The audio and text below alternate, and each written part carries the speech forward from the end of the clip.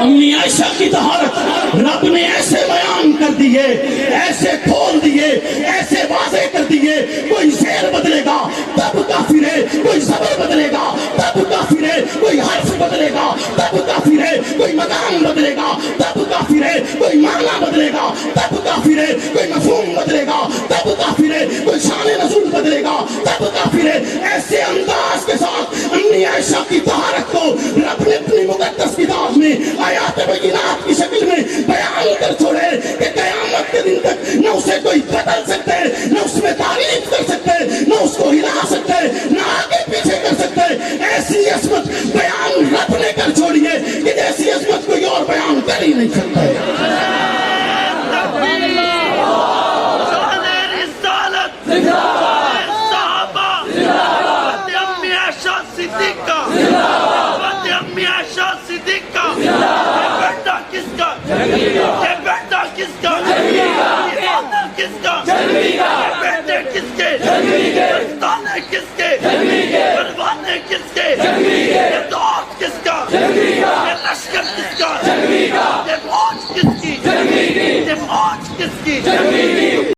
تو دین شباہر جو کر لے ہے دین کے اندر نبی نبی۔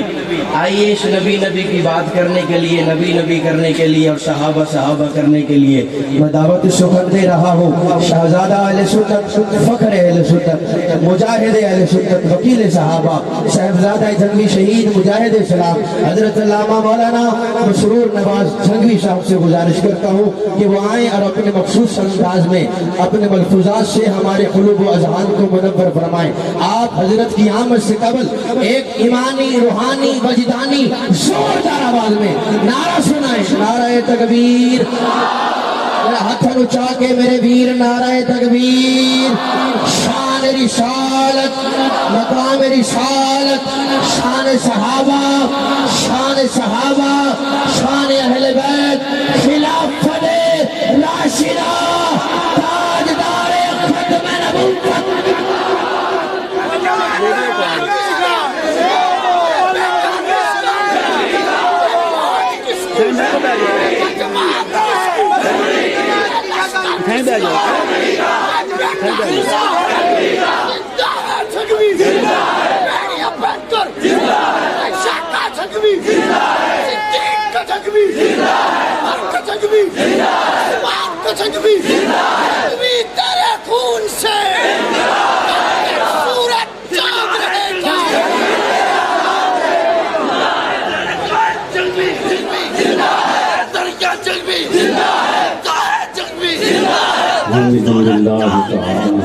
بسم اللہ الرحمن الرحیم۔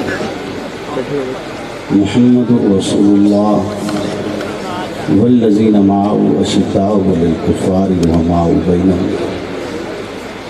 قال النبی صلی اللہ علیہ وسلم لا یؤمن احدکم حتی اکون احب الیہ من والدہ وولدہ والناس اجمعین، او کما قال صدق اللہ و صدق رسولہ النبی الکریم۔ درود پاک۔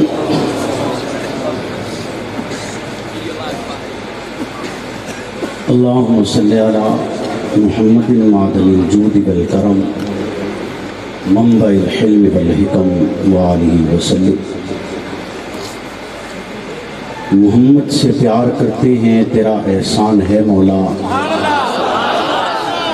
ہماری بخشش کا بس یہی سامان ہے مولا۔ در شاہ مدینہ چھوڑ دیں جنت کے بدلے، یہ سودا ہم نہیں کرتے، ہمیں نقصان ہے مولا۔ تیرے باغی تیرے شاطن بشر اچھے نہیں لگتے، تیرا سایہ نہ ہو جن پر وہ سر اچھے نہیں لگتے۔ تیرے اصحاب سے مجھ کو محبت کیوں نہ ہو آقا، کسے اونچے گھنے ٹھنڈے شجر اچھے نہیں لگتے۔ میرے واجب الاحترام دوستوں، بزرگوں، آج کی یہ سالانہ محفل امدنات جو کہ یونٹ خلیفہ بلافصل کی طرف سے منعقد کی گئی ہے۔ اس خوبصورت انتظام اور خوبصورت محفل پر وہ تمام نوجوانان جو اس کار خیر میں شریک تھے مبارکباد کے مستحق ہیں۔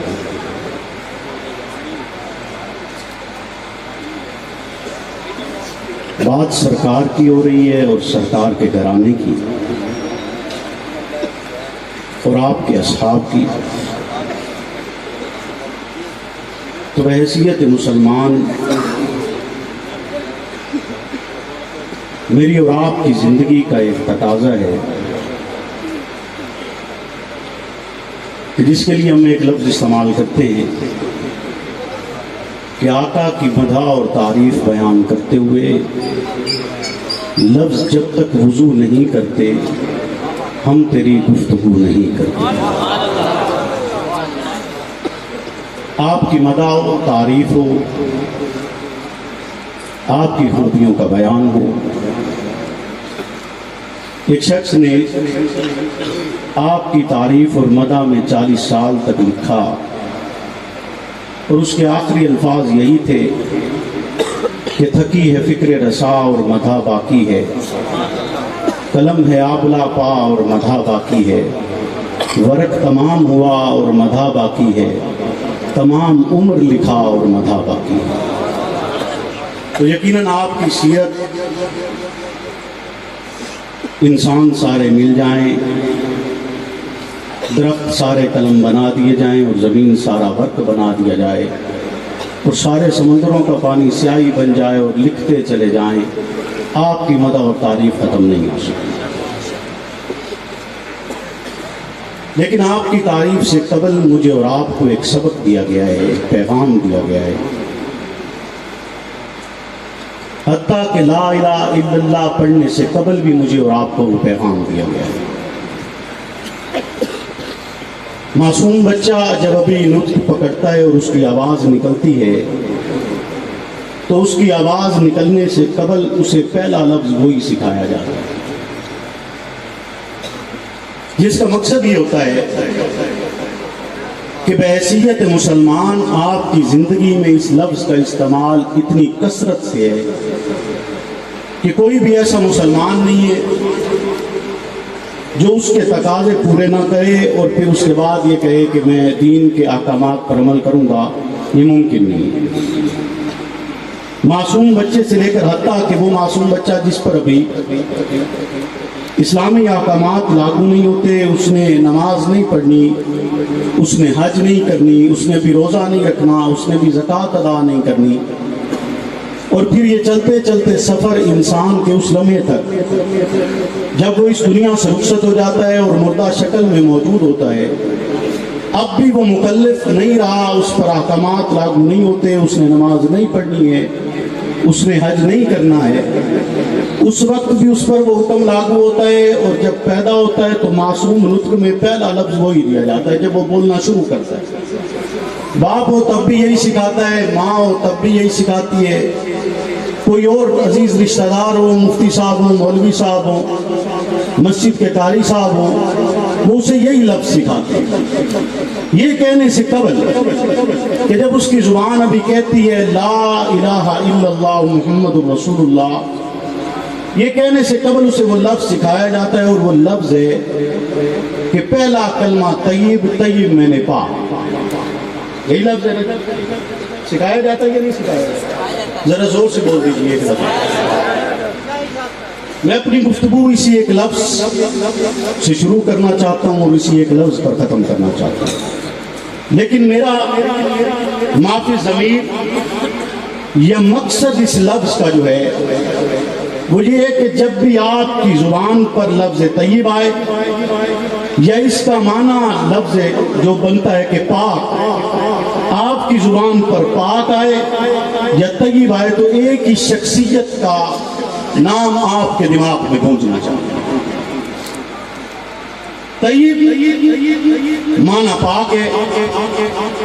معصوم نطق کو ابھی زبان ملی, اس نے بولنا شروع کیا ہے, اس کی زبان سے ابھی الفاظ ادا ہونا شروع ہوئے, تو اسے کہا گیا کہ کہو پہلا کلمہ طیب, طیب میں نے پاک.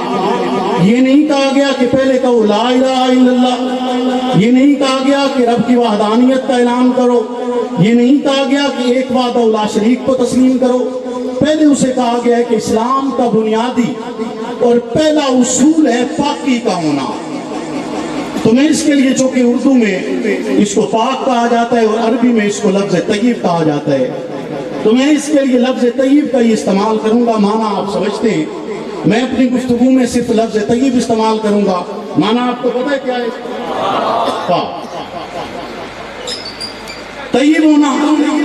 نماز پڑھنے لگے, سوال کیا جاتا ہے کہ آیا جگہ طیب ہے یا نہیں ہے, کپڑے طیب ہیں یا نہیں ہے, جسم طیب ہے یا نہیں ہے. زندگی کے اعتبار میں جو بھی معاملات دین ہوں, زکوٰۃ ادا کرنے کا وقت آتا ہے تو یہ خیال کیا جاتا ہے کہ آیا مال طیب ہے یا نہیں. کھانا کھانے کا وقت آتا ہے تو سوال ہوتا ہے کہ آیا یہ کھانا طیب ہے یا نہیں ہے.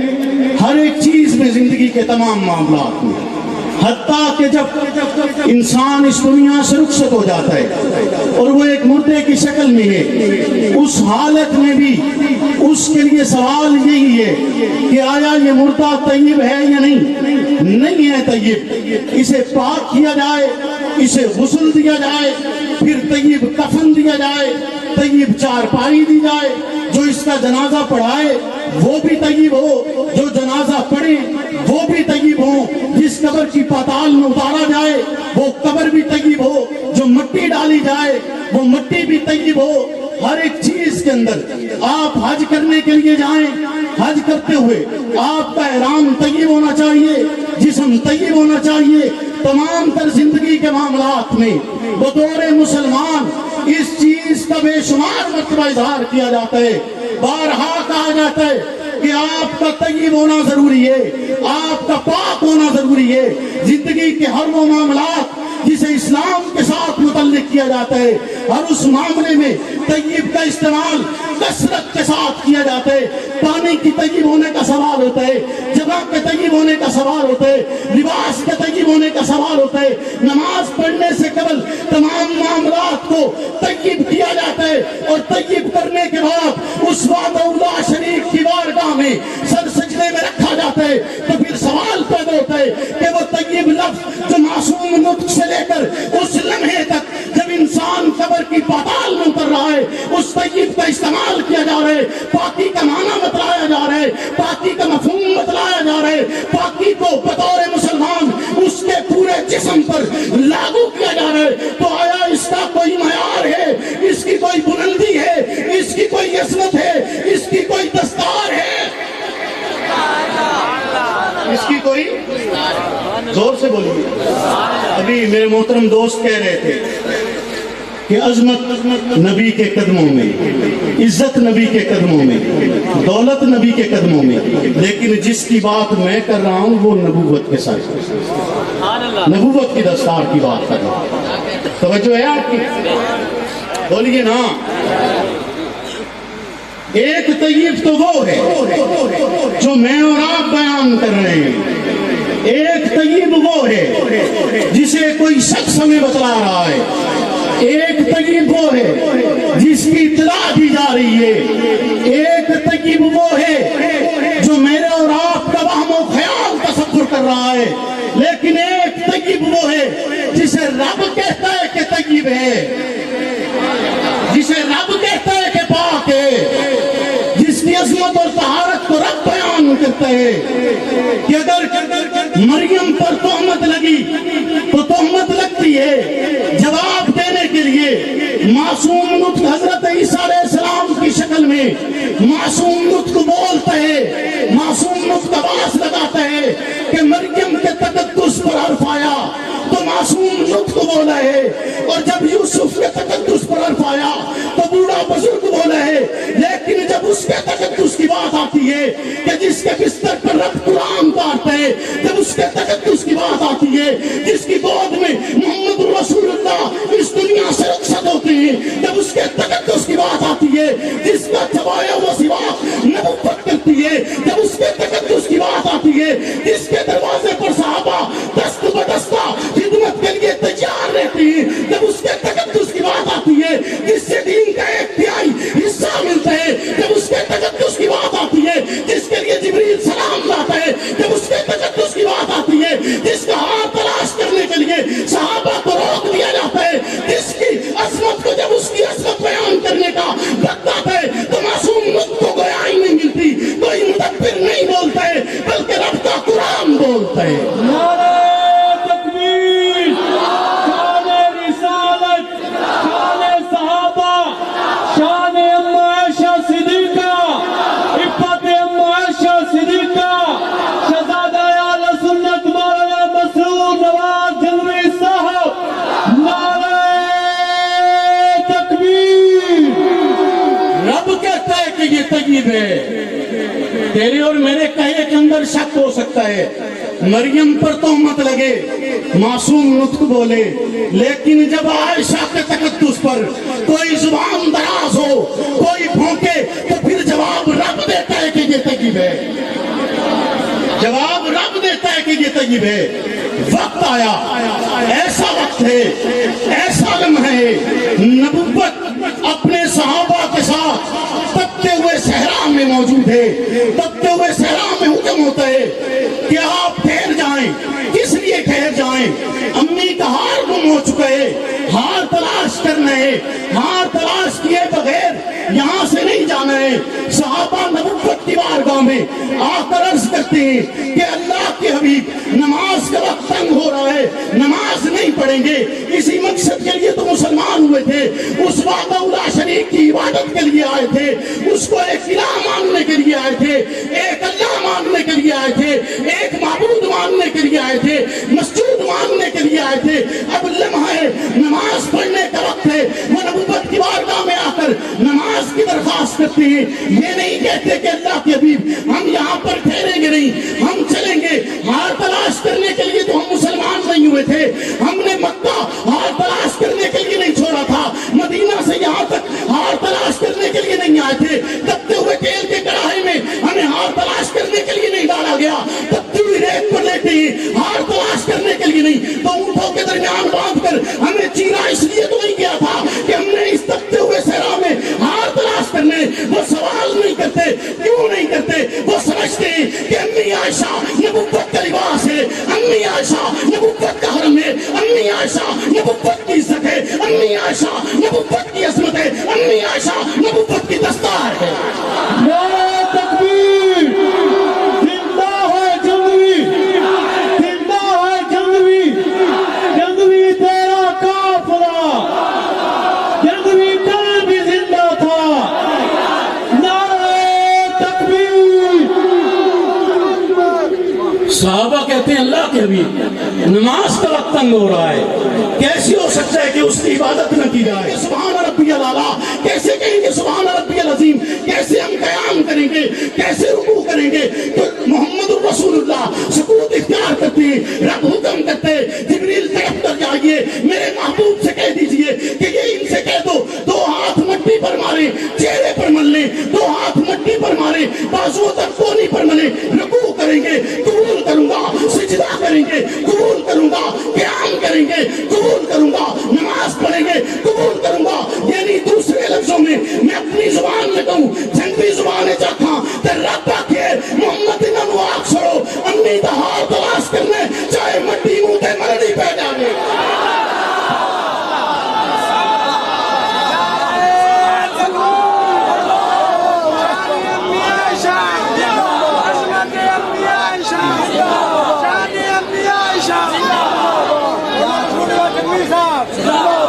امی دا ہار تلاش کرنا چاہے بولو نا، چاہے مٹی منہ تے ملڑی کہہ جاوے، ہار تلاش کیتے بغیر نہیں، جس کی بدولت رب مٹی پاک کرتا ہے۔ میں اس کی پاکی کی بات کر رہا ہوں، عام پاکی کی بات نہیں ہو رہی۔ وہ طیب جسے رب کہتا ہے کہ یہ طیب ہے، اس کے لیے نور کی صورت اتارتا ہے۔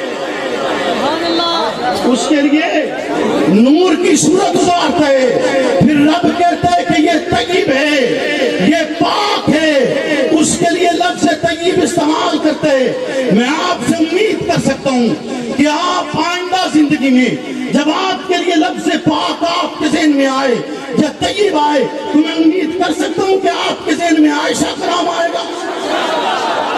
بولیے نا، میں اپنی بات نہیں کر رہا، پیغام مرشد حق نواز سنا رہا ہوں آپ کو، وہی پیغام سنا رہا ہوں جو مرشد نے دیا تھا، اسی پیغام کی بات کر رہا ہوں، اسی کلیے کی بات کر رہا ہوں، اسی نظریے کی بات کر رہا ہوں، اسی سوچ کی بات کر رہا ہوں، اسی فکر اور اسی مشن کی بات کر رہا ہوں جو مرشد حق نواز نے دیا تھا۔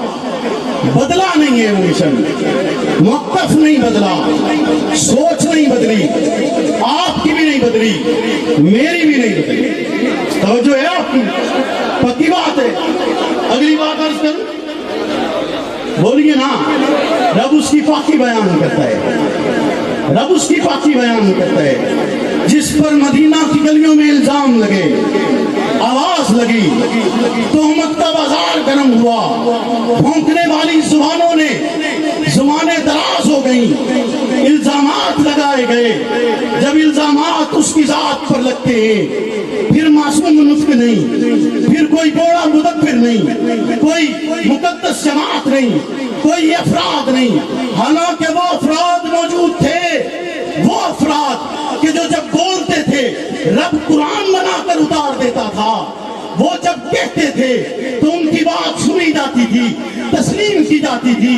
وہ عرب کے سردار تھے، عرب کے وڈیرے تھے، ان وڈیروں کے درمیان، عرب کے ان سرداروں کے درمیان رب حکم کرتا ہے جبریل طرف کر جائیے، اب بات نبوت کی دستار کی ہے، اب بات نبوت کی دستار کی ہے، جبریل طرف کر جائیے۔ جبریل آتے ہیں، محمد رسول اللہ سے عرض کرتے ہیں، سورہ نور لے کر اترتے ہیں، طیب لے کر اترتے ہیں۔ طیب کا معنی آپ سمجھ چکے ہیں، طیب بتلاتے ہیں، کسے بتلاتے ہیں؟ امی عائشہ کو بتلاتے ہیں۔ جب یہ آواز امی عائشہ کے کانوں میں پڑتی ہے، امی کہتی ہے کہ میں نے تو یہ سوچا تھا کہ میری طہارت کو کوئی معصوم نطق بتلائے گا، میری طہارت کو رسالت بنا کو خواب میں بتلا دیا جائے گا، میری طہارت چند افراد مل کر بتلا دیں گے، میری طہارت کوئی بوڑھا مدبر بتلا دے گا۔ اللہ، میں نے تو یہ نہیں سوچا تھا کہ تو میری طہارت کو ایسے بیان کرے گا کہ قیامت کے دن تک منبر و محراب میں تلاوت کی جاتی رہے گی۔ عفت امی عائشہ صدیقہ، نعرہ تکبیر۔ قیامت کے دن تک منبر و محراب پکارتے رہیں گے، منبر و محراب چیختے رہیں گے، منبر و محراب چلاتے رہیں گے، منبر و محراب آواز لگاتے رہیں گے، منبر و محراب صدا لگاتے رہیں گے، منبر و محراب امی عائشہ کا تقدس، امی عائشہ کی عصمت، امی عائشہ کی تطہیر، امی عائشہ کا زہد، امی عائشہ کا تقویٰ، امی عائشہ کا منزہ ہونا، امی عائشہ کا پاک ہونا، امی عائشہ کا طیب ہونا، امی عائشہ کا مطہر ہونا، امی عائشہ کا نبوت کی عصمت ہونا، نبوت کا گھرانہ ہونا، نبوت کی دستار ہونا، قیامت کے دن تک منبر و محراب میں اس انداز سے پڑی جائے گی، نہ کوئی زیر بدل سکے گا، نہ کوئی زبر بدل سکے گا، نہ کوئی حرف بدل سکے گا، نہ کوئی آیت بدل سکے گا، نہ کوئی الفاظ بدل سکے گا۔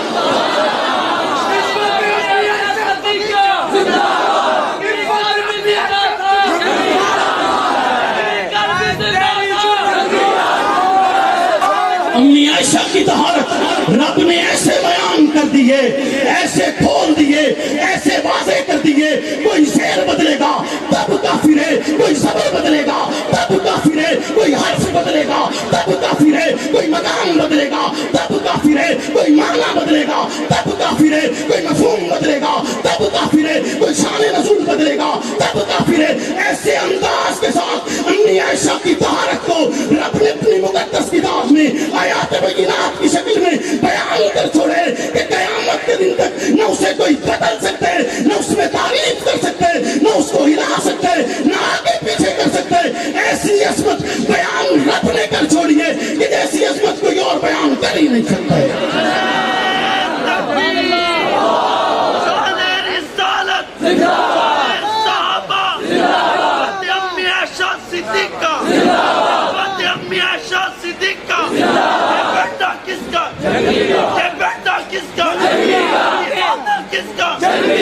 بیٹے کس کے دستانے کس کے پروانے کس کے یہ دوست کس کا یہ لشکر کس کا یہ فوج کس کی یہ فوج کس کی یہی پیغام تھا، یہی پیغام تھا جس کے لیے شاہ ولی اللہ کے دونوں ہاتھ پٹھوں سے بیکار کر دیے گئے۔ یہی پیغام تھا جس کے لیے مجدد الفسانی نے شہنشاہ اکبر کی ساری بادشاہ جوتے کی نوک پہ رکھ دی۔